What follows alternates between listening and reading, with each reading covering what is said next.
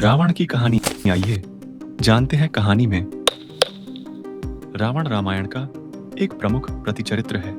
रावण लंका का राजा था। रावण श्री राम के परम शत्रु थे।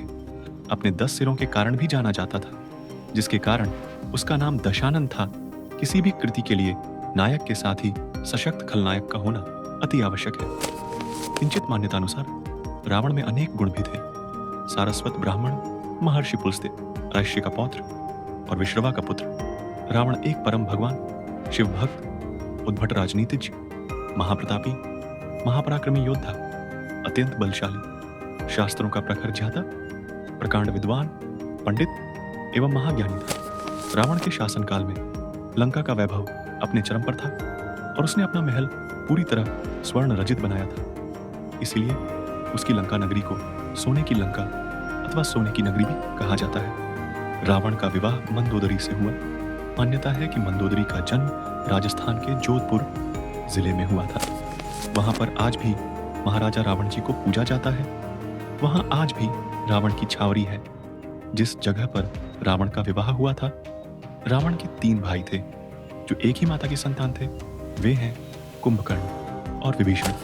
हालांकि पाराशर संहिता और अद्भुत रामायण के अनुसार रावण का शतानन, रावण या सहस्त्रानन नाम का एक बड़ा भाई और कुंभकर्ण और विभीषण नामक 2 छोटे भाई थे। पाराशर संहिता और अद्भुत रामायण के अनुसार सहस्त्रानन का वध भद्रकाली रूप में माता सीता द्वारा किया गया था। रावण और राक्षस कुल रामायण के अनुसार रावण के पिता विश्रवा थे तो आर्षि पुलत्स्य के पुत्र थे। रावण की माता कैकसी थी जो राक्षस कुलोद्धरण चाहिए की थी। इसलिए रावण ब्राह्मण पिता और राक्षसी माता का संतान था। और रावण कई विद्याएं, वेद, पुराण, नीति, दर्शन शास्त्र, इंद्रजाल आदि में पारंगत होने के बावजूद भी उनकी प्रवृत्तियां राक्षसी थीं और पूरे संसार में आतंक मचाता था। रावण का विवाह दानवों को पता चला कि उनके भांजा रावण ने अकेले ही स्वर्ग में सभी देवताओं को परास्त कर दिया है। तीनों लोकों में इस बात का पता चला और इस बात से दानव बहुत खुश हो गए। उनकी वर्षों की मनोकामना पूर्ण हो गई और दानवों ने रावण की जय जयकार की और रावण को अपना राजा बनने की प्रार्थना की। रावण के तेज और उसके भव्य स्वरूप और नेतृत्व, डायनामिक लीडरशिप से मय दानव ने प्रसन्न होकर अपनी अत्यंत सुंदर और मर्यादा का पालन करने वाली पुत्रियों मंदोदरी और दम्यमालिनी का विवाह रावण के साथ किया और रावण पत्नी रूप में मंदोदरी और दम्यमालिनी को पाके प्रसन्न हुआ। पतिव्रता नारियों में मंदोदरी का स्थान देवी अहिल्या के समकक्ष है।